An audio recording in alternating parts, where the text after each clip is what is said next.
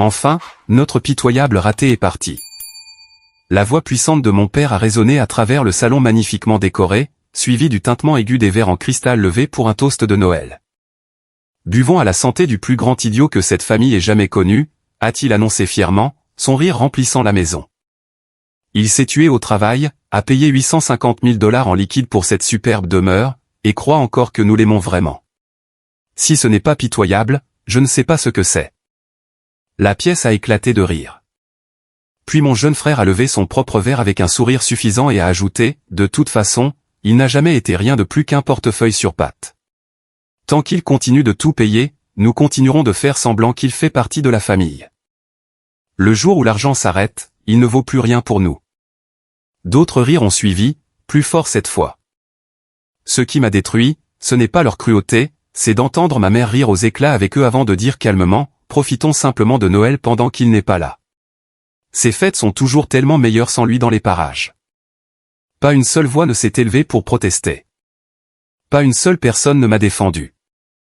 Je me tenais silencieux de l'autre côté de la lourde porte d'entrée en chêne, la main suspendue à quelques centimètres du heurtoir en laiton poli, incapable de bouger alors que chaque mot me blessait plus profondément que le vent glacial de décembre ne le pourrait jamais. La neige continuait de tomber sur le quartier résidentiel calme de la banlieue d'Atlanta, s'accumulant sur mon lourd manteau d'hiver et sur la couronne de Noël personnalisée suspendue devant moi. Pourtant, je ne sentais plus le froid mordant.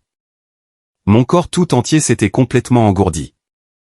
À peine une heure plus tôt, j'avais été coincé dans un énorme carambolage sur l'autoroute enneigée, regardant les minutes s'égrener tout en me sentant coupable de faire attendre ma famille pour le dîner de Noël. Pendant tout le trajet, je les imaginais assis autour de la grande table à manger en acajou, inquiets pour ma sécurité, vérifiant l'horloge toutes les 2 minutes, se demandant si j'arriverais à la maison avant que l'euro ne soit servi. Au lieu de cela, ils célébraient mon absence. La magnifique propriété de 5 chambres où ils se tenaient en riant à mes dépens était la maison même que j'avais achetée après des années de travail acharné.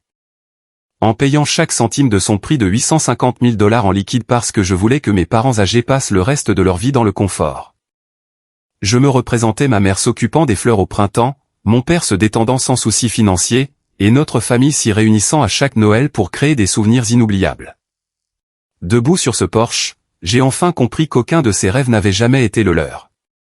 Pour ma propre famille, je n'ai jamais été le fils qu'ils me aimaient, j'étais simplement l'homme qui finançait la vie qu'ils estimaient méritée.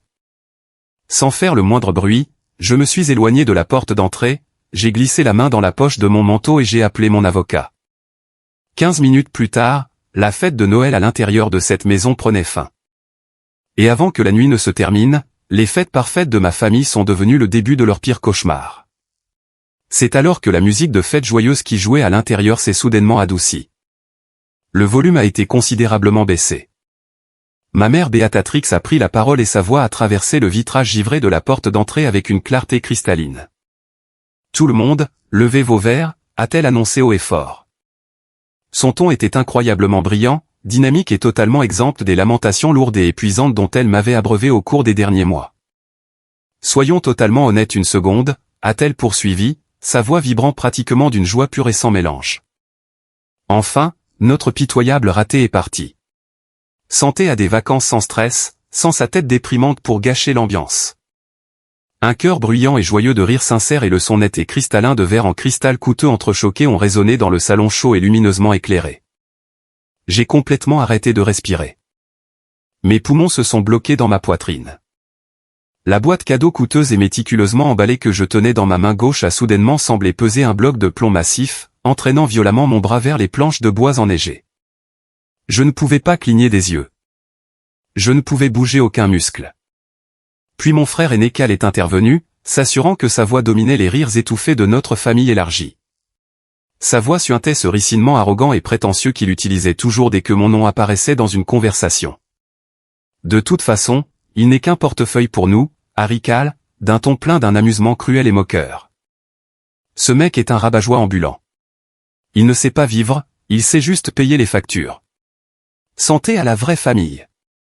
D'autres rires ont immédiatement suivi, accompagnés de plus d'approbations enthousiastes de la part des personnes assises dans cette pièce.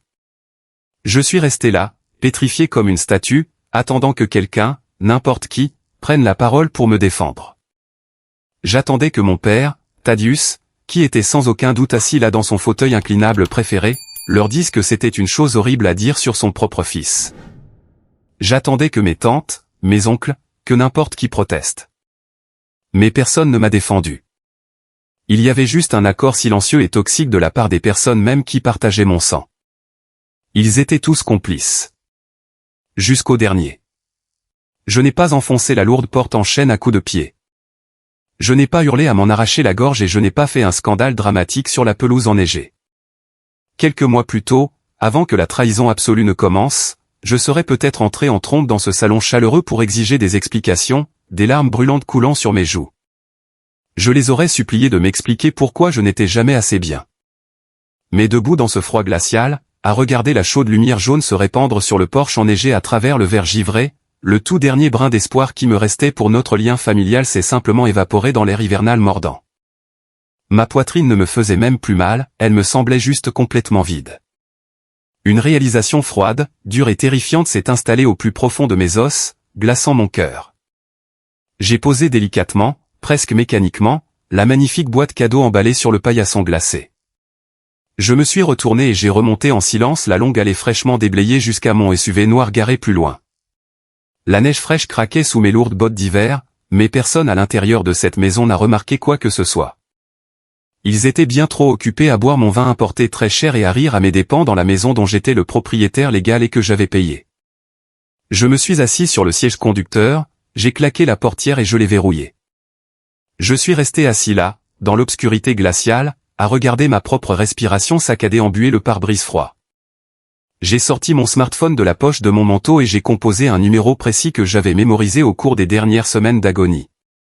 Il a répondu à la deuxième sonnerie, la voix claire et alerte malgré les fêtes. Alaric, ai-je dit, la voix parfaitement stable, totalement plate et dépourvue de toute émotion humaine reconnaissable. C'est le moment.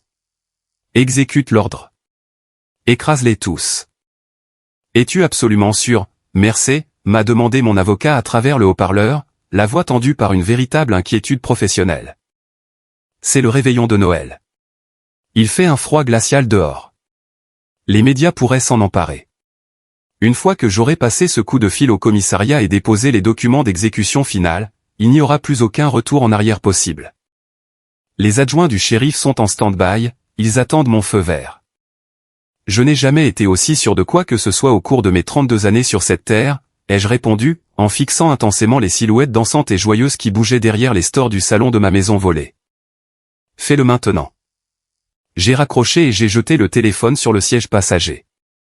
Ils étaient loin de se douter que leur petit rassemblement cruel et parfait n'avait plus que 15 minutes à vivre avant que leur monde faux et luxueux ne leur explose au visage.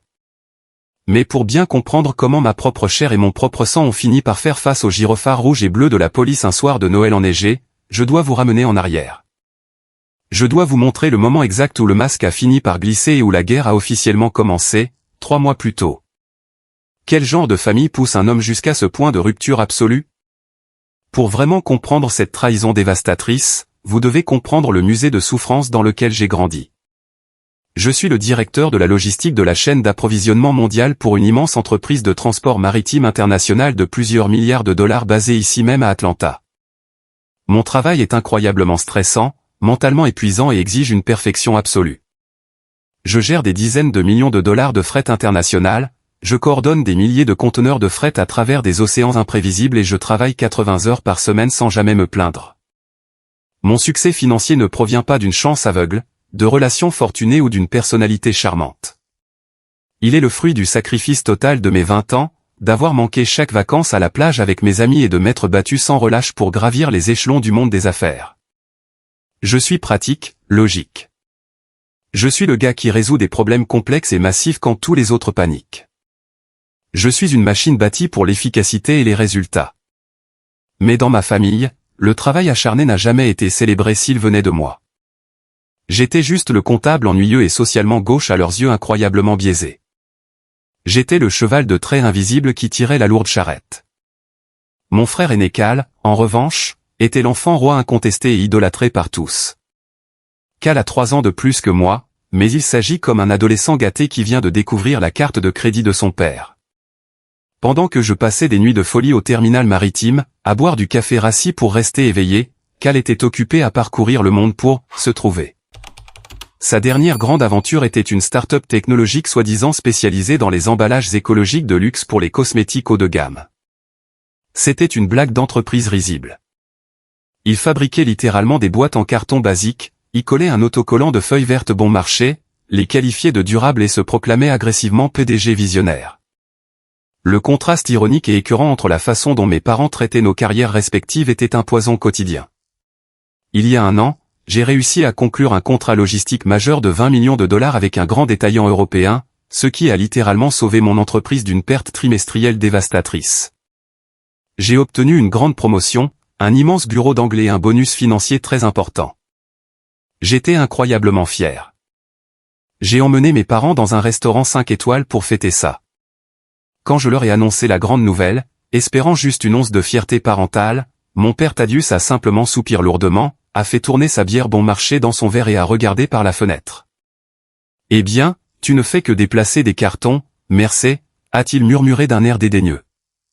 C'est fondamentalement de la manutention haut de gamme. Il n'y a pas de quoi fouetter un chat. Ce n'est pas comme si tu innovais. » 2 semaines plus tard, Cal a engagé une influenceuse désespérée pour 5 000 $ afin qu'elle poste une courte vidéo de 10 secondes mal cadrée où elle tenait l'une de ses boîtes en carton recyclé sur une plage. Mes parents ont immédiatement organisé une fête géante avec traiteur et champagne à la maison pour célébrer son succès, sans précédent. Ma mère Béatrix a littéralement versé de grandes larmes de joie au milieu du salon, qualifiant Cal de pur génie des affaires doté d'une vision brillante et inégalée pour l'avenir de la planète. Voilà ce qu'était toute mon existence. J'étais le cheval de trait ennuyeux et invisible, et Cal était la star étincelante.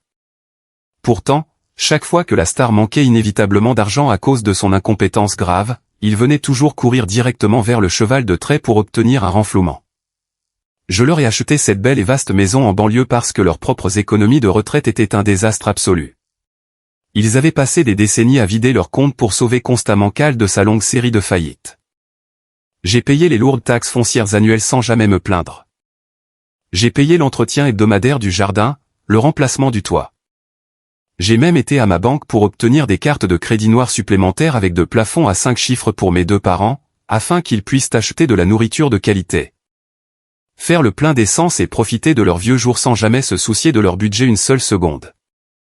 J'ai eu la stupidité de penser que si je fournissais suffisamment de stabilité, si j'étais assez généreux avec ma richesse durement gagnée, ils finiraient par me regarder de la même façon qu'ils regardaient Cal.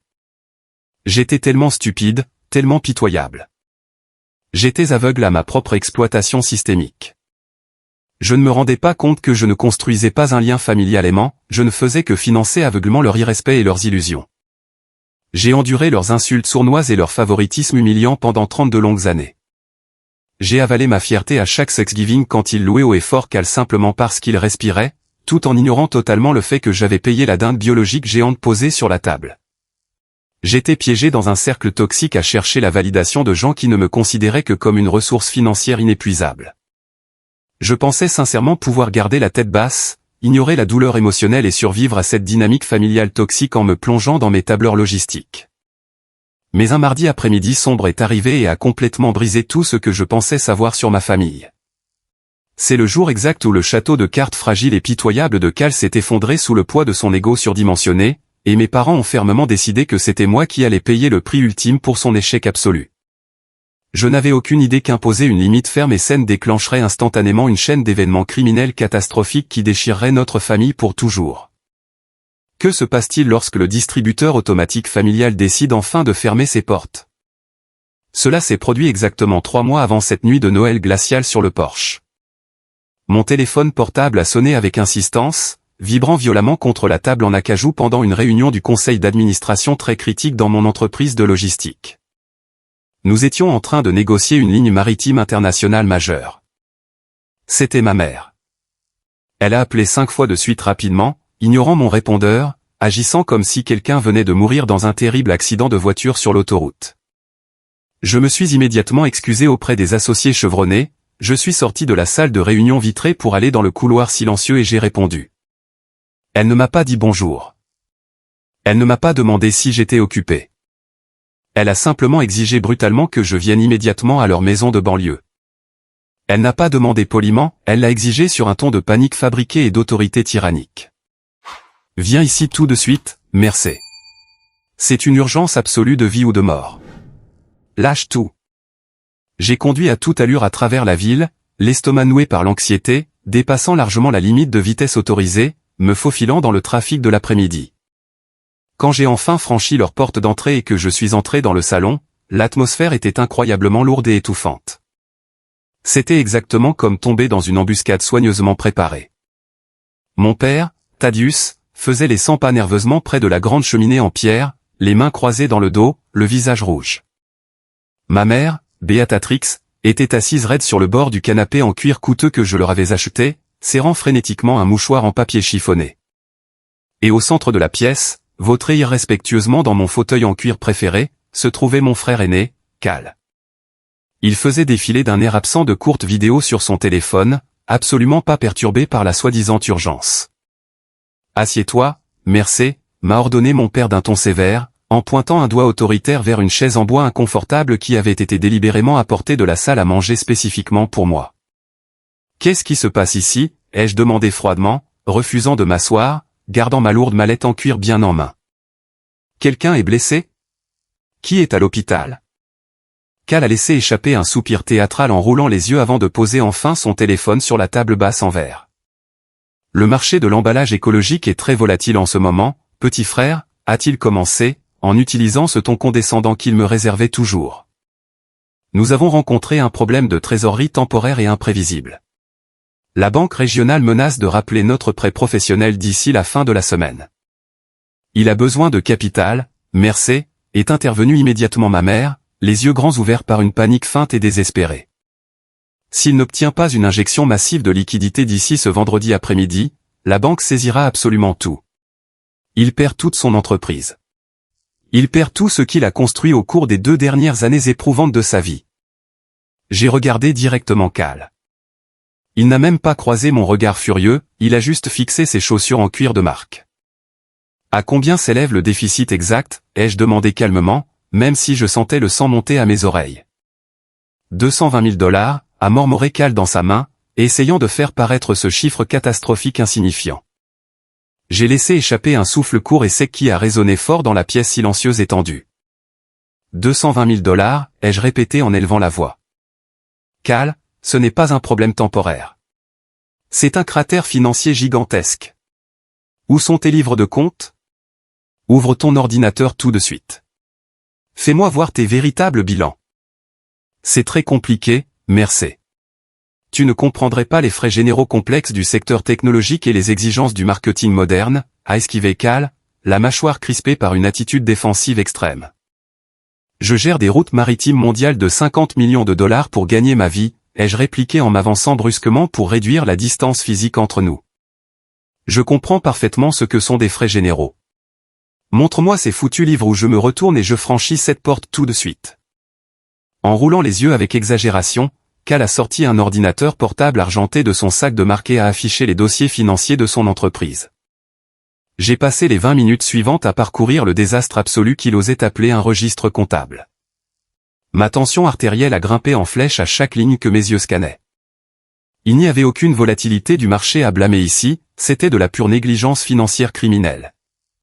Il passait en frais de société des tours en hélicoptère privé sous prétexte de « networking ». Il payait un abonnement dans un club privé hors de prix. Il achetait des montres Rolex de luxe pour soi-disant projeter une image de réussite auprès de clients inexistants. Tu as dépensé 15 000 $ pour un séminaire privé à Miami le mois dernier alors que le revenu de ton produit principal a chuté de 50%, ai-je hurlé en pointant un doigt accusateur vers l'écran brillant. Il faut dépenser de l'argent pour en gagner, merci. Il s'agit de projeter une image de luxe à des clients potentiels fortunés, a répliqué Cal en me fixant enfin avec des yeux remplis d'un ressentiment pur. J'ai refermé son ordinateur portable si violemment que le claquement sec a fait sursauter ma mère. Non, je ne vais absolument pas jeter mes économies durement gagnées dans un gouffre sans fond pour que tu puisses continuer à jouer au PDG virtuel sur Internet. Ma mère a poussé un grand cri en plaquant ses 2 mains contre sa poitrine, comme si je venais de la frapper au visage. Merci. Comment peux-tu être aussi cruel et sans cœur ? Tu gagnes tellement d'argent dans ton entreprise. Tu as plus qu'il n'en faut sur tes comptes d'épargne pour aider ton propre frère.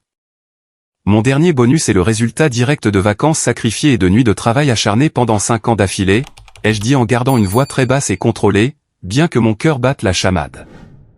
Ce n'est pas un fonds de secours personnel pour son irresponsabilité enfantine. La réponse est absolument non. Pas un seul centime. Mon père a soudainement arrêté ses 100 pas. Son visage est devenu d'un rouge furieux. Tu m'écoutes bien, mon garçon, a-t-il grogné en s'approchant de moi pour essayer d'utiliser sa taille pour m'intimider. La famille s'entraide. Point final. Nous t'avons élevé. Nous t'avons donné un toit pendant 18 ans. Tu nous dois cet argent. Tu dois cet argent à ton frère. Je vous dois. J'ai rigolé, mais il n'y avait aucun humour dans ce son amer et énervé. Papa, je vous ai acheté toute cette maison en liquide. Je paie les taxes foncières hors de prix chaque année. Je vous ai même donné des cartes de crédit noires supplémentaires pour que vous n'ayez pas à vous soucier de votre retraite une seule seconde. Et tu nous le recharges constamment sur le nez comme un tyran sans pitié, a hurlé ma mère, de vraies larmes de colère et de frustration coulant sur ses joues recouvertes de poudre. Ton propre frère se noie sous tes yeux et tu restes là à compter tes sous. Tu es une personne froide, calculatrice et incroyablement égoïste. Merci, tu te soucies manifestement plus de tes stupides tableurs que de ta propre famille. Ces paroles m'ont frappé comme un coup de poing au ventre. En les regardant me montrer leurs crocs comme des animaux traqués pour défendre le fils chéri qui se ruinait par pure stupidité, j'ai enfin vu la vérité sur toute mon existence. Je n'étais qu'un distributeur automatique avec un cœur qui bat à leurs yeux. Très bien, ai-je dit doucement. La colère bouillonnante s'est soudainement évaporée, remplacée par une clarté glaciale et acérée. J'ai glissé la main dans la poche intérieure de ma veste de costume et j'ai sorti mon téléphone. J'ai ouvert mon application bancaire sécurisée. « Qu'est-ce que tu fais ?» a demandé Cal, ses yeux se réduisant avec une méfiance soudaine. « Je suis le conseil de maman. » Je me montre totalement égoïste, ai-je répondu calmement. En quelques clics délibérés sur l'écran, j'ai accédé aux paramètres des utilisateurs autorisés.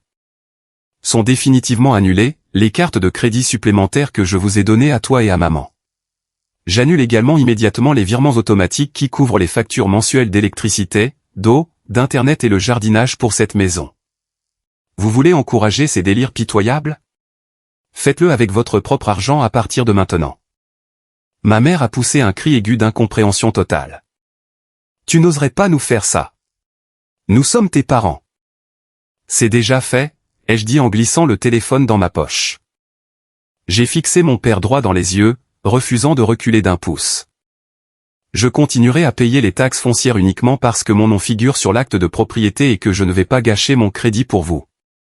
Mais à partir de cette seconde précise, le train de vie gratuit est définitivement terminé. Ne m'appelez plus jamais pour me demander de l'argent. Je me suis retourné et je suis sorti par la porte d'entrée en la claquant derrière moi. Je pensais que couper les vivres marquerait la fin du cauchemar. Je n'avais aucune idée que je venais de les acculer au point qu'ils commettraient sciemment un crime fédéral majeur pour obtenir ce qu'ils voulaient. Jusqu'où allaient-ils aller pour maintenir leurs mensonges? Cet après-midi explosif a marqué le début officiel d'une guerre froide au sein de notre famille. Ils m'ont totalement coupé les vivres affectifs. Plus aucun message, plus aucun appel pour prendre des nouvelles, plus aucune invitation au dîner de famille du dimanche. Ils voulaient me punir d'avoir fermé mon portefeuille. Ils voulaient m'affamer du lien familial basique que j'avais toujours désiré, s'attendant à ce que je finisse par craquer sous l'isolement, que je m'excuse platement et que je revienne vers eux en rampant avec un chéquier ouvert pour financer le style de vie luxueux de Cal. J'ai totalement refusé de craquer. Je me suis plongé corps et âme dans mon travail, enchaînant les heures supplémentaires, fixant des écrans jusqu'à ce que mes yeux me brûlent. Mais le silence absolu de ma famille était assourdissant. Rentrer chaque soir dans mon grand appartement vide du centre-ville pour m'asseoir dans le noir laissait une fissure douloureuse dans mon armure. L'isolement était lourd, un poids physique sur ma poitrine, et quelqu'un dans ma famille était plus que prêt à exploiter cette faiblesse. 2 semaines après le début de ce traitement du silence, mon téléphone a vibré sur le comptoir en granit de ma cuisine. Le nom de ma tante Imogen est apparu. C'était la sœur cadette de ma mère, une femme en apparence chaleureuse et maternelle, qui semblait toujours si gentille et compréhensive lors des réunions de famille. J'ai hésité un moment en regardant le téléphone vibrer, me demandant si je devais répondre. Mais la solitude écrasante des 14 derniers jours a fini par avoir raison de ma résolution et j'ai décroché. Merci, mon chéri, sa voix douce et réconfortante a résonné, mielleuse. Je m'inquiète tellement pour toi. Comment tu t'en sors, mon grand? J'ai entendu parler de cette terrible dispute. J'ai laissé échapper un grand soupir tremblant. Le barrage a cédé. C'est vraiment dur, tante Imogen. Ils ne m'ont pas adressé un seul mot depuis la dispute. Je me sens tellement seul. Je sais, mon chéri, je sais, a-t-elle murmuré poliment, d'un ton rempli de ce que je pensais être une véritable affection maternelle. Ta mère est juste incroyablement têtue et irrationnelle en ce moment. Elle est très contrariée par la situation financière de Cal, mais elle ne devrait absolument pas passer sa frustration sur toi. Tu es un bon garçon. Tu as fait exactement ce que tu pensais être juste pour te protéger. Pendant les 40 minutes qui ont suivi, tante Imogen m'a écouté évacuer chaque frustration accumulée dans ma poitrine. Je lui ai dit à quel point je me sentais trahi, utilisé et méprisé. Je lui ai dit à quel point j'étais épuisé de porter le fardeau financier de gens qui ne respectaient ni mes limites ni mon travail. Elle a simplement écouté, émettant des bruits d'approbation au bon moment. Tu dois juste te concentrer sur toi-même en ce moment, a-t-elle conseillé doucement, agissant comme une alliée fidèle. Comment ça se passe au travail? Tu arrives à t'occuper l'esprit? Tu dois beaucoup voyager avec ta nouvelle promotion? Très occupé, ai-je admis, reconnaissant pour ce changement de sujet et l'illusion d'avoir quelqu'un qui s'intéressait à ma vie. J'ai un gros audit de la chaîne d'approvisionnement à superviser. Le mois prochain, je dois m'envoler pour l'Europe pendant 14 jours d'affilée pour finaliser des routes maritimes. Mon emploi du temps est totalement bloqué, je ne serai même pas dans le pays. Oh, pauvre chérie, tu travailles tellement dur, a-t-elle dit d'une voix mielleuse. Concentre-toi sur ta carrière. Je vais essayer de raisonner tes parents quand les esprits se seront calmés. Tiens-moi au courant de tes dates exactes pour que je sache quand t'appeler. Je t'aime, merci. Moi aussi je t'aime, tante Imogen, ai-je répondu sincèrement, ressentant une petite étincelle de chaleur dans ma poitrine pour la première fois depuis des semaines. J'avais tellement faim d'une figure maternelle, tellement besoin que quelqu'un valide mes sentiments que j'étais aveuglé. Je n'ai pas remarqué à quel point ces questions devenaient précises. Je ne me rendais pas compte que je donnais mon emploi du temps détaillé directement à un serpent venimeux tapi dans l'ombre. Je ne savais pas qu'à la seconde où elle raccrocherait, elle composerait le numéro de mes parents. Je la revois parfaitement dans son salon décoré, un sourire laid sur le visage, transmettant chaque information confidentielle dont ils avaient besoin pour agir dans mon dos. Il quitte le pays pendant 2 semaines entières le mois prochain, Béatrix, disait-elle à ma mère d'un ton conspirateur. Le champ est totalement libre. Il sera sur un autre fuseau horaire, trop occupé pour vérifier son courrier ou ses comptes. Vous avez une fenêtre de 14 jours pour régler les papiers sans qu'il ne sache rien. Je pensais vraiment avoir une alliée fidèle. En réalité, je leur fournissais la carte exacte de mes déplacements pour qu'ils puissent frapper pendant que je ne regardais pas. Ils planifiaient méticuleusement mon exécution financière, et tante Imogen était l'espionne parfaite. Que se passe-t-il lorsque la vérité éclate enfin? 2 mois se sont écoulés depuis la grosse dispute. Je venais de rentrer à Atlanta après mon voyage d'affaires épuisant mais réussi de 2 semaines en Europe. J'étais assis dans ma cuisine par un samedi matin pluvieux, buvant un café chaud en essayant de surmonter le décalage horaire, quand mon meilleur ami et conseiller financier personnel, Carter, est entré dans mon appartement avec son double des clés. Carter semblait extrêmement agité. Il a jeté son manteau trempé sur une chaise et a pratiquement enfoncé son téléphone portable sous mes yeux. « Tu as vu cette ordure absolue ?» a demandé Carter, les sourcils froncés par la confusion et une colère contenue. Je me suis reculé en clignant des yeux et j'ai regardé l'écran lumineux. C'était la page publique de Cal sur les réseaux sociaux. La dernière photo, publiée quelques heures plus tôt au milieu de la nuit, le montrait posant fièrement devant une magnifique Aston Martin DB11 noire toute neuve. Il portait des lunettes de soleil de marque malgré l'obscurité et affichait un sourire arrogant. La légende sous la photo suffisait à faire bouillir mon sang, travail dur, reste concentré et l'univers te récompensera. Mise à niveau du trajet quotidien. Les vrais PDG conduisent de vraies voitures. Auto-fait. Bénédiction. J'ai fixé l'image, mon cerveau essayant de traiter cette information impossible. Quand est-ce que ça a été publié, ai-je demandé, la voix tendue. Hier soir tard, a dit Carter en faisant défiler la photo suivante. C'était une photo de mes parents et de Cal assis dans un carré VIP en cuir, teinté de grands verres de champagne coûteux dans le restaurant de viande le plus haut de gamme d'Atlanta, le genre d'endroit où un seul steak coûte $200. Je ne comprends absolument pas, ai-je murmuré en secouant la tête. Carter, j'ai vu ces livres de compte de mes propres yeux il y a 2 mois. Il avait $220 000 de dette. Il se noyait. La banque menaçait de saisir son entreprise. J'ai coupé les cartes de crédit de mes parents le jour même. Ils n'ont aucun revenu disponible. D'où vient une Aston Martin neuve? Carter, qui connaissait la situation financière désastreuse de ma famille presque aussi bien que moi, a croisé les bras, son esprit de financier tournant à plein régime. C'est exactement pour ça que je suis venu sous la pluie battante, merci. Quelqu'un qui est au bord de la faillite ne peut pas simplement sortir une carte de crédit pour acheter une voiture de luxe. Peut-être qu'il a trouvé un investisseur miracle totalement idiot, ai-je suggéré sans y croire. Aucun investisseur sain d'esprit n'aurait regardé les pertes de Cal pour lui signer un chèque en blanc. Merci, regarde les chiffres, a dit Carter d'un ton grave. Une Aston Martin neuve, c'est au moins $250 000, plus les taxes, plus l'assurance astronomique pour un gars avec son crédit pourri. Ajoute à cela le fait qu'il vient de payer ses dettes d'entreprise pour garder les portes ouvertes. On parle d'une entrée d'argent liquide inexpliquée de près de $400 000. Une boule d'angoisse s'est formée au fond de mon estomac, me rendant physiquement malade. Mes parents n'avaient pas ce genre d'argent caché sous un matelas. Et le crédit personnel de Cal était une plaisanterie. Ils n'ont pas pu obtenir un prêt bancaire légitime, ai-je dit à voix haute, ma voix tremblant légèrement alors que les pièces du puzzle s'assemblaient. Aucune banque réputée ne leur accorderait un prêt sans une garantie énorme. Au moment même où le mot garantie a franchi mes lèvres, la température dans ma cuisine a semblé chuter de 10 degrés. Le silence était assourdissant. J'ai levé les yeux vers Carter. Il me fixait déjà, les yeux grands ouverts par la même réalisation terrifiante. La maison, a chuchoté Carter, exprimant l'impossible cauchemar. Ma maison, ai-je corrigé, mon cœur se mettant à battre violemment dans ma poitrine. Je n'ai pas perdu une seconde de plus.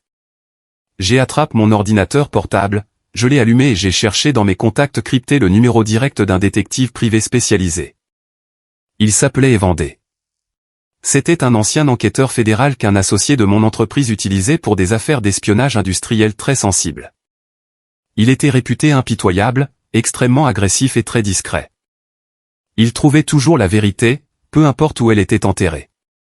Je lui ai immédiatement envoyé un email crypté avec le nom complet de Cal, les noms légaux de mes parents, l'adresse exacte de la maison et un message très urgent, j'ai besoin de savoir d'où vient cette énorme somme d'argent. Suivez chaque centime immédiatement. Trouvez la source, et vendez. Ne regardez pas à la dépense. Je me suis rassis, fixant la pluie battante contre la fenêtre. J'allais enfin découvrir que le trou noir qu'ils avaient creusé était bien plus profond et diabolique que mes pires cauchemars. Qu'est-ce que ma famille a fait pendant que j'étais en Europe? J'ai rencontré Evandé, le détective privé, exactement 3 jours plus tard, dans un restaurant sombre et sans enseigne situé à la lisière de la ville. C'était le genre d'endroit louche où personne ne posait de questions. Evandé était un homme silencieux et concentré qui buvait son café noir sans sucre et ne perdait pas de temps en formules de politesse. Dès que je me suis assis en face de lui, il m'a tendu un dossier préliminaire épais et lourd. Les transactions financières laissent toujours une trace numérique indélébile, a dit Evandé, d'une voix basse et rauque. Les gens qui se retrouvent soudainement avec d'énormes sommes d'argent douteuses deviennent toujours arrogants et négligents. Votre famille a laissé des empreintes partout. J'ai rapidement feuilleté les pages.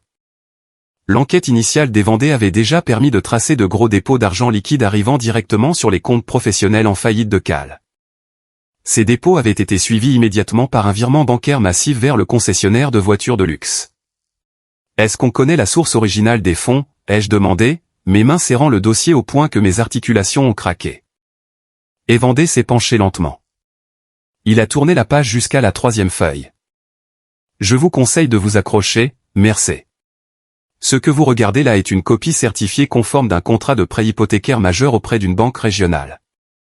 Le montant colossal du prêt surligné en jaune fluo a glacé mon sang, $350 000.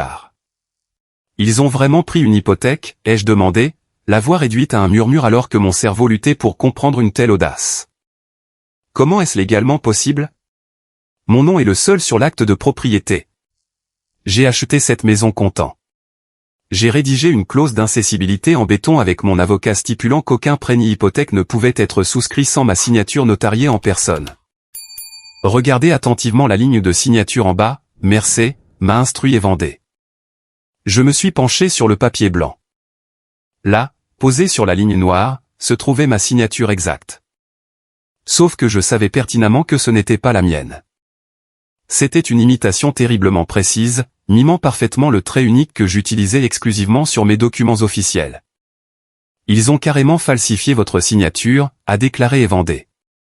Votre mère s'est entraînée des dizaines de fois sur des brouillons que nous avons récupérés dans leurs poubelles extérieures. Ils ont présenté ces faux papiers à la banque et ont utilisé votre propriété comme garantie pour emprunter illégalement 350 000 $ sur un bien qui ne leur appartient absolument pas. Tout l'oxygène a été expulsé de la pièce. J'ai eu une vague de nausées. Le manque total de moralité nécessaire pour orchestrer une telle tromperie envers son propre fils me dépassait. Mais attendez, ai-je dit, sentant mon choc se transformer en une colère noire. Un document légal comme celui-ci exige la présence d'un notaire pour vérifier mon identité en personne avec une pièce d'identité. Comment ont-ils fait pour contourner les procédures de vérification de la banque? L'expression des Vendée s'est assombrie. Cette question nous amène à la deuxième partie, encore plus laide, du dossier. Tournez à la page 10. Regardez le sceau du notaire. J'ai tourné les pages avec des doigts tremblants. Tout en bas du document falsifié, juste à côté de ma fausse signature, se trouvait le sceau officiel et la signature du notaire. J'ai lu attentivement le nom imprimé sous le sceau, Finéa. J'en ai eu le souffle coupé. La pièce s'est mise à tourner. Finéa, ai-je étouffé, le mot ayant un goût de cendre. Non, c'est impossible. Finéa n'était pas un inconnu. C'était mon ancien camarade de chambre à l'université. Nous avions vécu ensemble pendant 3 ans. C'est moi qui l'avais aidé à réviser pour ses examens de notaire. Je lui avais prêté de l'argent quand il était fauché. Nous étions comme des frères. Votre frère aîné Cal a approché Finéa exactement 3 semaines après le jour où vous avez coupé leur carte de crédit, a expliqué calmement Vendée. Nous avons découvert que Finéa se noyait sous des dettes de jeux clandestins. Cal lui a offert 20 000 $ en liquide, prélevés directement sur le prêt, simplement pour fermer les yeux et tamponner les faux documents sans que vous ne soyez présent. J'ai serré le rebord de la table si fort que mes bras me faisaient mal. Une fureur noire m'a envahi, effaçant la moindre trame de tristesse qui me restait. La trahison était totale, touchant chaque aspect de ma vie, mes parents, mon frère, et un homme que je considérais comme un ami loyal. Ils avaient sciemment commis une fraude hypothécaire fédérale, risquant des années de prison juste pour que Cal puisse rouler en Aston Martin. Je ne me sentais plus comme un fils brisé. Je me sentais comme un bourreau préparant la guillotine. Et Vendée, ai-je dit, la voix vide de toute émotion. Faites 3 copies conformes de ce dossier. Gardez-en une dans votre coffre-fort. La deuxième copie va directement à mon avocat Alaric par coursier. Je vais légalement brûler leur petit monde imaginaire. Survivront-ils au feu? Toute la semaine précédant le réveillon de Noël a été l'épreuve psychologique la plus épuisante de mes 32 ans d'existence. Chaque jour me semblait être une marche pieds nus sur du verre pilé tout en portant un lourd rocher. Je devais compartimenter ma rage bouillonnante et jouer le rôle parfait d'un homme totalement ignorant de la conspiration criminelle qui se tramait dans son dos. Je ne pouvais pas laisser filtrer la moindre goutte de mes véritables intentions. Si je montrais une fraction de ma colère, il paniquerait. Je connaissais assez bien Cal et ma mère pour savoir que s'ils sentaient le danger, ils transféreraient les fonds sur des comptes offshore et détruiraient les preuves physiques que nous avions rassemblées. Je devais jouer le long terme. Je devais entrer dans la tanière du loup avec un grand sourire convaincant. Quand j'ai enfin reçu l'invitation rouge de ma mère dans ma boîte aux lettres, je savais exactement ce que je devais faire. Le mot manuscrit à l'intérieur était écœurant. Elle parlait d'unité familiale, d'oublier les désaccords financiers stupides et du fait que le sang est plus fort que tout. Il m'a fallu un contrôle total pour ne pas déchirer le papier en 1000 morceaux. Au lieu de cela, je l'ai soigneusement placé dans le dossier juridique que je montais avec Alaric. Mon téléphone n'a cessé de vibrer pendant toute la semaine. C'était Tante Imagin, jouant son rôle d'une manière terrifiante. Elle était le messager parfait, faisant leur sale boulot tout en prétendant être ma confidente. Tellement hâte de te voir vendredi, Mercé, disait l'un de ses longs messages. Est-ce que tu amènes ce vin importé très cher que tu prends d'habitude? Ta mère prépare le grand rot de bœuf que tu adores. Nous sommes tous tellement ravis que tu reviennes et que tu te comportes en adulte raisonnable. La famille n'est plus la même sans toi, mon grand. Je suis resté assis dans ma cuisine, fixant les messages sur mon écran, sentant une vague de dégoût pure m'envahir. Je savais exactement ce qu'elle faisait. Je voyais clair à travers sa fausse affection. Elle confirmait mes déplacements pour que mes parents puissent orchestrer leur fausse scène de bienvenue. Elle s'assurait que le distributeur automatique allait bien être présent. J'ai pris une grande respiration, j'ai forcé mes doigts à se détendre et j'ai tapé une réponse joyeuse et totalement fausse, je ne raterai ça pour rien au monde, tante Imagin. J'ai trouvé une bouteille de Cabernet très chère spécialement pour l'occasion. J'ai hâte de tous vous voir et de mettre toute cette tension derrière nous. Pendant que je m'épuisais à jouer le rôle du bon fils ignorant, Cal remettait de l'huile sur le feu sur Internet. Son arrogance grandissait à un rythme terrifiant, alimenté par les centaines de milliers de dollars qu'il venait de voler en falsifiant ma signature. 2 jours avant la fête de Noël, Carter m'a envoyé un lien vers un extrait de podcast vidéo que Cal venait de publier. Je m'installe seul dans mon bureau sombre, j'ai verrouillé la porte et j'ai regardé la vidéo. Mon sang n'a fait qu'un tour. Cal était assis dans un studio de production loué. Il portait une chemise en soie de marque extrêmement chère. Il parlait avec assurance dans un micro professionnel, adossé à son fauteuil en cuir. Le problème fondamental avec les gens d'aujourd'hui, c'est qu'ils ont une peur bleue du risque, pontifiait Cal devant son public crédule, en faisant de grands gestes pour montrer une montre en or massive qu'il venait d'acheter. Ils veulent rester assis dans leur petit bureau gris, fixer leur tableur logistique toute la journée et toucher leur chèque prévisible. Ils ne savent tout simplement pas comment réussir. Ils ne savent pas ce qu'il faut faire pour lever des capitaux massifs et bâtir un empire. Il faut être un loup impitoyable dans cette économie. On ne peut pas se soucier des sentiments des moutons.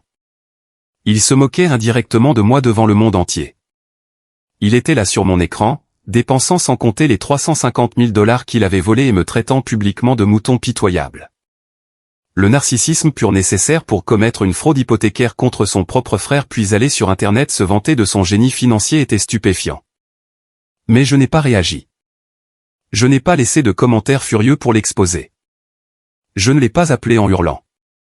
J'ai simplement téléchargé la vidéo en haute définition, je l'ai jointe à un email crypté et je l'ai envoyé directement à Alaric pour l'ajouter au dossier du procureur fédéral. Puis le vendredi après-midi, la toute dernière pièce du piège s'est refermée. Alaric m'a appelé au bureau à 15 heures précises alors que j'étais assis à mon bureau, à regarder la neige tomber sur Atlanta.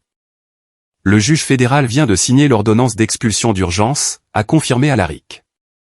Sa voix était professionnelle, mais je sentais l'anticipation. Il avait travaillé d'arrache-pied pour que cela se produise avant le week-end. C'est dûment autorisé par le tribunal le plus élevé du district, Mercey. Le département du shérif a une copie certifiée conforme entre les mains. Ils attendent ton appel ce soir pour coordonner l'intervention.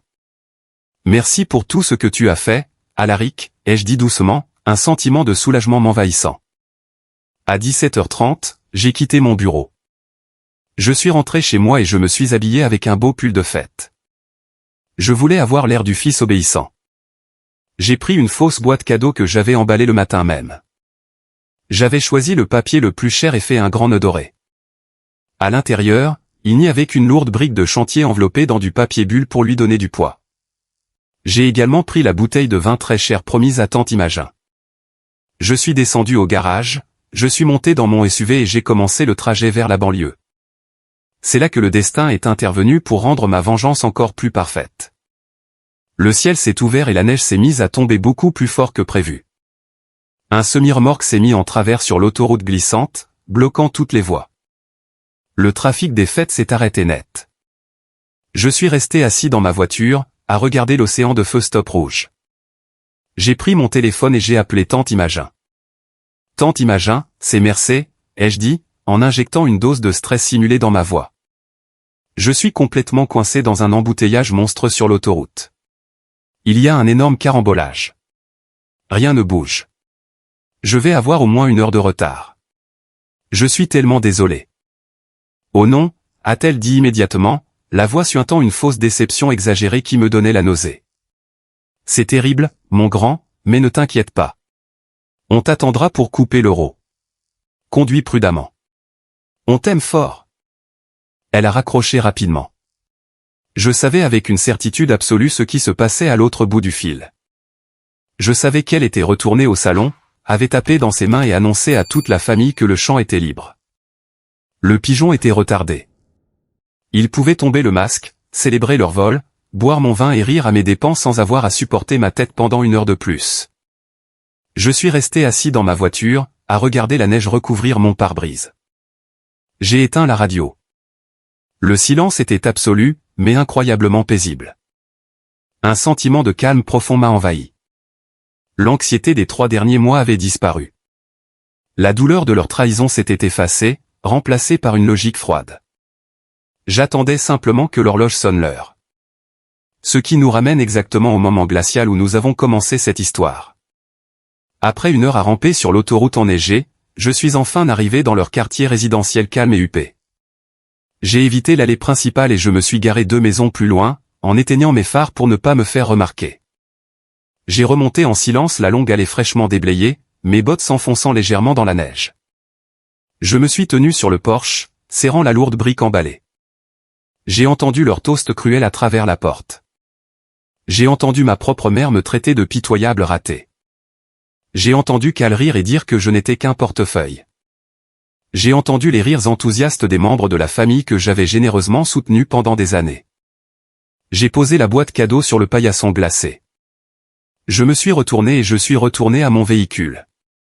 Je me suis assis au volant, j'ai fermé la portière et j'ai appelé Alaric. Exécute l'ordre, lui ai-je dit, la voix plus froide que la glace sur mon pare-brise. Écrase-les tous. Après avoir raccroché avec mon avocat, j'ai immédiatement passé un second appel au standard du shérif du comté. J'ai donné mon nom, confirmé mon identité avec mon numéro de permis de conduire et demandé officiellement l'exécution immédiate de l'ordonnance d'expulsion fédérale à mon adresse. Toutes les unités disponibles sont à 3 minutes de votre position, monsieur, a confirmé le répartiteur d'une voix professionnelle. Nous vous conseillons de rester verrouillé dans votre véhicule et de laisser les agents armés gérer l'expulsion. Ne vous approchez pas de la résidence. J'ai confirmé l'instruction, j'ai raccroché et je suis resté silencieux. Je n'ai même pas mis le chauffage pour que le bruit du ventilateur ne me perturbe pas. J'ai observé les ombres qui bougeaient derrière les stores du salon de la maison dont j'étais le propriétaire légal. Je les ai vus lever leur verre en cristal. J'imaginais Cal souriant d'un air arrogant, faisant teinter les clés de sa fausse Aston Martin dans sa poche. J'imaginais ma mère jouant les hôtes parfaites, absolument pas perturbée par le fait qu'elle avait commis un crime fédéral en utilisant mon identité quelques semaines plus tôt. Il n'y avait plus aucune culpabilité dans mon cœur. La loyauté familiale avait été brûlée. Ils avaient sciemment choisi de me traiter comme un compte bancaire illimité. Ils avaient fait leur lit avec des signatures falsifiées, des notaires corrompus et des centaines de milliers de dollars volés. Maintenant, ils allaient devoir y dormir. Soudain, la rue calme a été éclairée par les gyrophares rouges et bleus. 3 voitures de police ont tourné dans la rue, leurs pneus écrasant la neige. Ils n'ont pas utilisé leur sirène pour ne pas alerter tout le quartier. Mais les feux clignotants ont illuminé la façade de ma maison volée. 4 policiers armés et très sérieux sont sortis des véhicules. Ils portaient des blousons tactiques d'hiver et de lourds treillis. Ils ont gravi l'allée d'un pas rapide et décidé, leurs bottes résonnant sur le béton. Ils ne se sont pas donné la peine de frapper doucement ou de sonner. L'officier de tête, un homme imposant à la barbe fournie, a frappé violemment avec son poing ganté contre la porte en chêne massif. Le bruit a résonné comme un coup de canon dans la nuit calme. L'épuisement des 3 derniers mois a disparu en un instant. Je me suis penché légèrement en avant, les mains sur le volant, et j'ai regardé, le cœur battant la mesure, alors que la porte d'entrée s'ouvrait enfin. La musique de fête s'est coupée net. Le calme avant la tempête était passé. Le véritable ouragan judiciaire allait déchirer leur vie. Mon père, Thaddeus, se tenait dans le hall éclairé. Il tenait un grand verre de mon vin rouge importé, portant un pull en cachemire, totalement ignorant du cauchemar qui se tenait sur son porche. « Il y a un problème, messieurs » a demandé mon père, d'un ton arrogant qu'il utilisait pour intimider les serveurs ou les ouvriers. « Nous avons une fête de famille privée ici. Vous interrompez notre soirée. Je connais le maire personnellement. Êtes-vous le résident légal de cette propriété » a demandé le policier en chef, ignorant la tentative de mon père d'avoir de l'influence. Sa voix grave a traversé l'air glacial jusqu'à ma voiture. Je suis le propriétaire, oui, a menti mon père en buvant une gorgée de vin rouge, regardant de haut le policier. L'officier n'a même pas scellé face au mensonge. Il a fouillé dans sa veste et a sorti l'ordre d'expulsion d'urgence signé par le juge fédéral. Il a enfoncé la pile de documents contre la poitrine de mon père, le forçant à la prendre. En réalité, monsieur, vous n'êtes absolument pas le propriétaire, a déclaré le policier à voix haute, en avançant d'un pas pour forcer mon père à reculer dans l'entrée. Selon cet ordre fédéral signé par un juge cet après-midi même, le seul et unique propriétaire légal de cette propriété est Mercé, et il a officiellement demandé votre expulsion immédiate en raison d'activités criminelles graves menées sous ce toit. J'ai pu voir le moment exact où le cerveau de mon père s'est arrêté de fonctionner. L'assurance a disparu de son visage en un instant, remplacée par une horreur absolue. Sa main s'est mise à trembler. Il a lâché son verre de vin.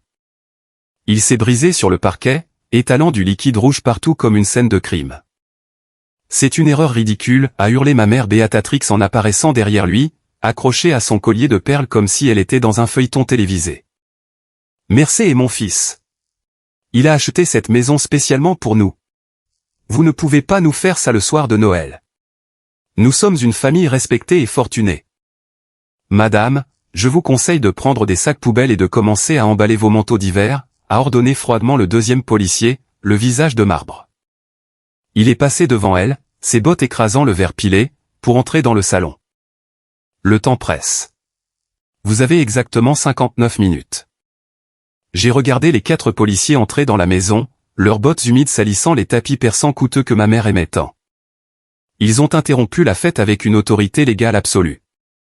Ils ont ordonné aux invités confus et terrifiés de disperser et de quitter les lieux immédiatement sous peine d'être arrêtés. Puis Cal s'est avancé. Mon frère, l'enfant roi, a essayé de discuter avec les policiers au milieu du salon. Il a bombé la torse, arborant sa chemise en soie ouverte, et a pointé son doigt vers le visage du policier. Vous ne pouvez pas me faire ça. Vous savez qui je suis? Je suis le PDG d'une grande entreprise technologique, a crié Cal, sa voix déraillant sous la panique. Mon frère fait une crise psychotique parce qu'il est jaloux de ma réussite. C'est une affaire civile. Sortez de ma maison. Le policier n'a pas dit un mot. Il a simplement posé sa lourde main sur son tasé à la ceinture. Il a fixé Cal d'un regard froid jusqu'à ce que mon frère s'écrase. La façade du faux PDG s'est effondrée. Cal a levé les mains en l'air, s'est retourné et s'est enfui comme un rat vers sa chambre pour emballer ses vêtements de marque. L'opération était lancée. Il perdait tout. Assis en silence dans ma voiture, j'observais la scène d'expulsion qui se déroulait selon mon plan. Je n'ai pas raté un seul détail humiliant. Les invités paniqués, ces mêmes personnes hypocrites qui riaient de mon absence 10 minutes plus tôt, se sont précipités vers la sortie. Ils ont attrapé leurs manteaux et ont couru dans le froid, chuchotant entre eux sur la présence de la police qui mettait fin à leur soirée gratuite. Ils ressemblaient à des rats quittant un navire en feu. Certains d'entre eux, y compris mon oncle fortuné, ont glissé sur l'allée enneigée avec leurs chaussures en cuir, se précipitant vers leur voiture pour échapper à l'humiliation avant que les voisins ne sortent observer le spectacle. Personne n'a proposé d'aider mes parents. Personne ne leur a proposé un endroit où dormir. Ils voulaient juste sauver leur propre réputation. Dans la maison illuminée, je voyais à travers la baie vitrée les policiers escorter mes parents et Cal de pièce en pièce, les forçant à emballer leurs affaires sous surveillance. Les règles de l'ordre d'expulsion étaient absolues, ils n'avaient pas le droit de toucher aux meubles en cuir italien que j'avais achetés pour le salon, ni aux téléviseurs accrochés au mur, ni à l'électroménager, aux œuvres d'art ou à l'argenterie. Les officiers leur ont rappelé que tout appartenait légalement à Mercé. Ils n'avaient le droit de prendre que leurs vêtements de tous les jours, leurs affaires de toilette et leurs médicaments. Tout le reste restait là. Le contraste était poétique. Cal, le soi-disant PDG visionnaire qui se vantait de sa richesse sur Internet quelques heures plus tôt, essayait de fourrer ses chemises en soie et ses costumes sur mesure dans des sacs poubelles noirs parce qu'il n'avait pas assez de valises. Béatrix pleurait dans la cuisine, disputant un policier parce qu'il refusait de la laisser emporter ses verres en cristal importés. L'officier a simplement pointé la porte d'entrée, sans la moindre sympathie pour ses larmes. Exactement 60 minutes plus tard, la porte s'est rouverte une dernière fois. Ma famille a été poussée dehors, dans la nuit d'hiver glacial. La température avait chuté à -2 degrés et le vent soufflait fort. Ils avaient l'air pitoyables et détruits. Mon père, autrefois le patriarche arrogant, traînait une valise trop pleine qui craquait de partout, laissant tomber des chaussettes dans la neige. Ma mère luttait avec 2 grands sacs poubelles remplis de manteaux. Son maquillage coulait sur son visage en traces noires. Et Cal, l'enfant roi intouchable, tremblait dans sa fine chemise en soie, traînant son sac poubelle sur le béton enneigé. Il avait l'air terrifié, regardant autour de lui comme s'il s'attendait à ce que des paparazzis sortent des buissons pour immortaliser sa chute. Ils avaient l'air désespérés, tremblant dans le froid après avoir perdu le confort du foyer que je leur avais offert par pure bonté d'âme. La porte en chêne a été refermée par le policier. Le bruit sec de la serrure qui se verrouille a résonné dans la rue. Les autorités avaient officiellement mis fin à la période d'exploitation financière et de mensonge de ma famille. La maison était de nouveau à moi, purifiée de leur présence. Tante Imagin se tenait sur le trottoir glacé quelques maisons plus loin, tremblant, expulsée elle aussi avec les autres invités. Elle était emmitouflée dans son manteau, regardant mes parents pleurer dans l'allée. Elle avait l'air totalement perdue, ne sachant plus quoi faire maintenant que les gens pour qui elle espionnait étaient des criminels à la rue. J'ai tourné la clé dans le contact. Le moteur puissant de mon SUV s'est allumé. J'ai allumé mes pleins phares, éclairant la neige qui tombait et projetant une lumière aveuglante directement sur mes parents et Cal, debout au milieu de leur sac poubelle. Ils se sont tous retournés vers ma voiture, éblouis par la lumière. Ma mère a reconnu la forme de mon véhicule. Ses yeux gonflés se sont grands ouverts. Elle a lâché son sac de vêtements dans une flaque de neige fondue et a fait un pas désespéré vers la rue. Elle a levé sa main tremblante, l'agitant comme pour me supplier d'arrêter, de baisser la vitre, de leur pardonner et de les sauver du cauchemar qu'ils avaient eux-mêmes créé. Je n'ai pas appuyé sur le frein. Je ne me suis pas arrêté. Je n'ai pas baissé ma vitre pour lancer une dernière insulte ou exiger des excuses. J'ai simplement passé la vitesse et je suis passé lentement à côté d'eux. En dépassant le trottoir, j'ai croisé le regard terrifié de tante Imagin. J'ai fixé son regard pendant que mon véhicule roulait. Son visage était pâle de terreur. À cet instant précis, en lisant la froideur dans mes yeux, elle a enfin compris que le neveu obéissant et facile à manipuler qu'elle espionnait depuis des mois avait définitivement disparu. Elle a compris qu'elle avait misé sur le mauvais cheval et que le monstre qu'elle avait contribué à créer était désormais intouchable. J'ai quitté le quartier huppé, les laissant plantés dans le froid, entourés de sacs poubelles et de rêves brisés, exactement là où ils méritaient d'être. Je suis rentré dans mon appartement chaleureux du centre-ville, je me suis servi un grand verre d'eau fraîche et je suis allé me coucher.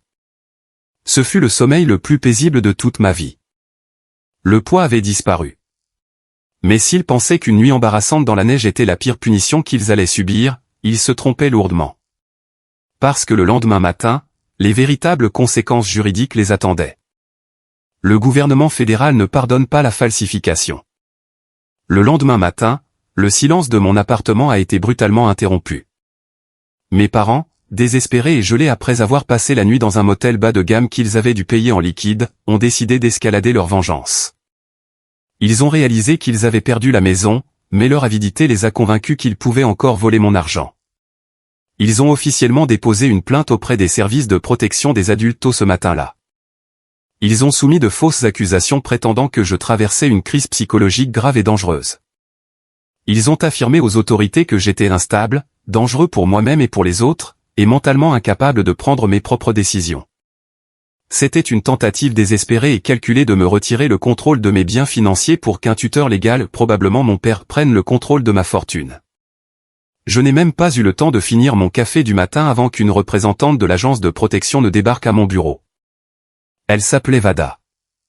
Elle est entrée dans mon grand bureau avec une expression très sérieuse pour mener une enquête d'urgence sur ma santé mentale basée sur leurs fausses accusations.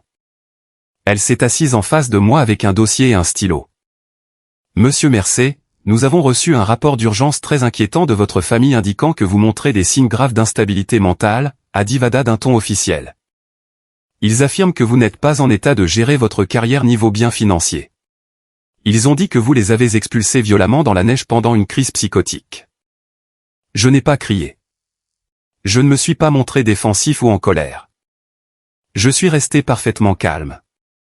J'ai déverrouillé le tiroir du bas de mon bureau et j'ai sorti le lourd dossier d'investigation des Vendées. Je l'ai posé sur le bureau devant elle. Le bruit sourd a résonné dans la pièce. Vada, ai-je dit, en gardant une voix professionnelle. Voici mes bilans médicaux récents prouvant ma parfaite santé mentale et physique, délivrés par mon médecin le mois dernier. À côté se trouvent mes rapports financiers audités prouvant ma compétence totale à gérer des millions de dollars pour cette entreprise. Mais plus important encore, à l'intérieur de ce dossier se trouvent des preuves physiques certifiées de fraude hypothécaire fédérale, de fraude bancaire et d'usurpation d'identité commises par les personnes mêmes qui ont appelé votre bureau ce matin. Vada avait l'air confuse, mais elle a ouvert le dossier. J'ai observé ses yeux s'agrandir de choc à la lecture des documents falsifiés, de l'analyse graphologique et du rapport du détective. Les personnes réellement instables, ai-je ajouté en me penchant légèrement, sont celles qui essaient de me voler mes biens en déposant une fausse plainte auprès de votre service. Quelques heures seulement après avoir été expulsé par le shérif pour avoir volé 350 000 $ à une banque fédérale en imitant ma signature. Ils risquent la prison fédérale, Vada. C'est leur dernière tentative désespérée pour se payer un avocat. La montagne de preuves que j'ai présentée a fait classer leur plainte diffamatoire immédiatement. Vada s'est excusé d'avoir interrompu ma journée, l'air horrifié par ce que ma famille avait fait, et a refermé le dossier. Leur dernière tentative de me contrôler et de me voler avait échoué. En même temps, l'ego surdimensionné de Cal a provoqué sa propre chute.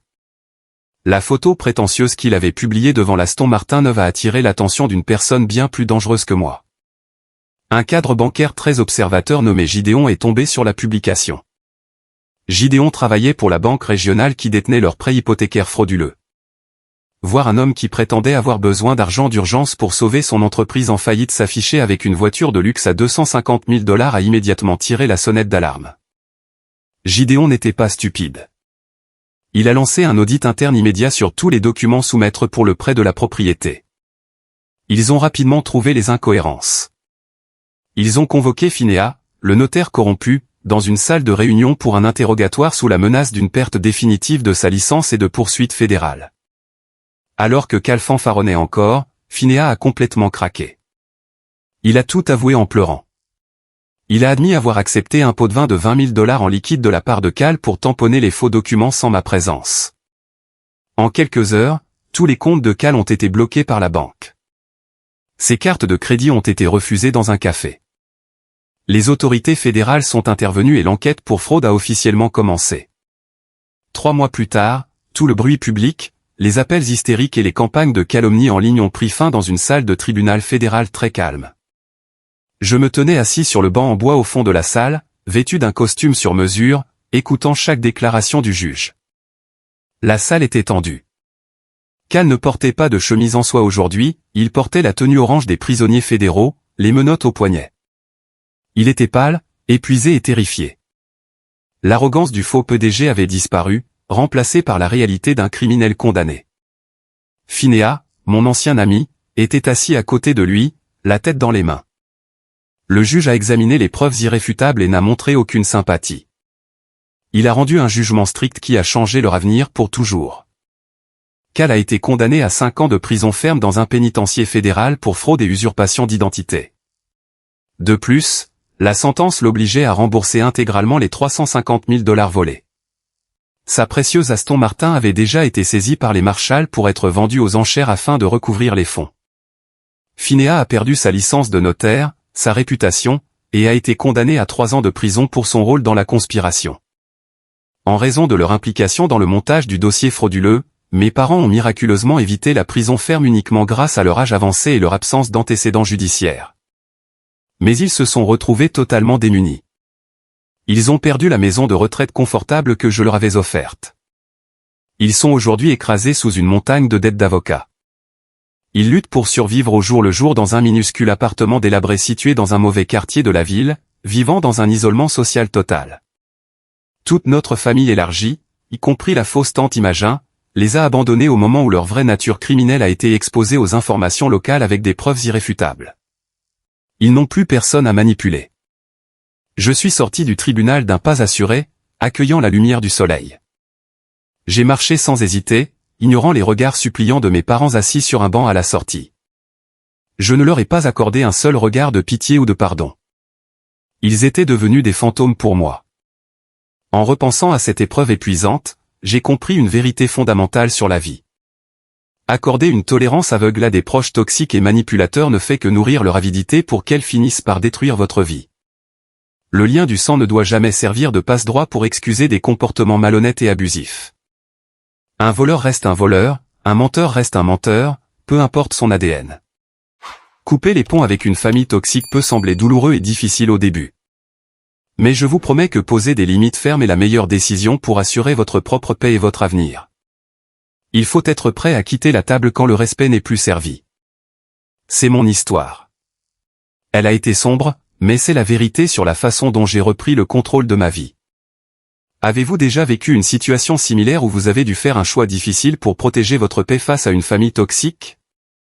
Dites-le moi dans les commentaires. Je les lis tous, et vos histoires m'inspirent.